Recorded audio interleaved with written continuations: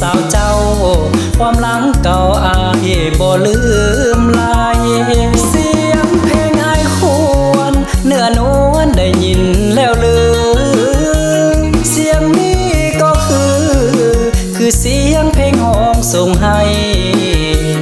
น้องจงจดจำถ้อยคำที่ออกจากใจบ่ได้ลืมน้องนางไปได้ส่วนหัวใจมอบให้แก่นางหากบุญอายมีศาสตร์นี้คงได้เคียงสองหากเขาสมปองกับน้องบ่มียามห่างจะอยู่เคียงสาวฮักเจ้านั้นบ่จืดจางขอฮักเดียวบ่มียามห่างโอ้นวลนางอย่าลืมเถิดนาโอ้สาวนาแก้วหลับแล้วไอ้ยังใฝ่ฝัน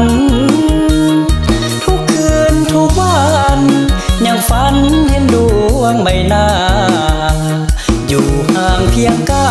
ยหัวใจอ้ายยังใฝ่หาทุกคืนวันยังฝันเห็นหน้าตลอดเวลาที่นอนหลับไป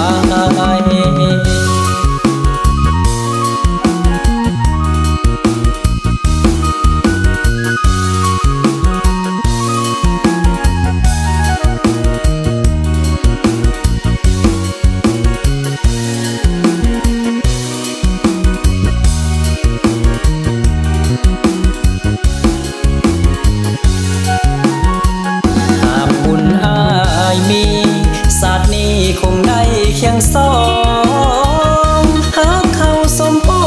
งกับน้องบ่มียามห่างจะอยู่เคียงสา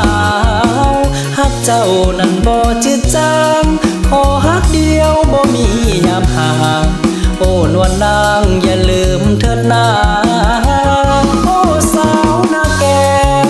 หลับแล้วไอ้ยังใฝ่ฝัน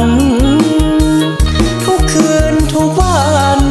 ยังฝันเห็นดวงใบหน้าอยู่ห่างเพียงกายหัวใจอ้ายยังใฝ่หาทุกคืนวันยังฝันเห็นหน้าตลอดเวลาที่นอนหลับไป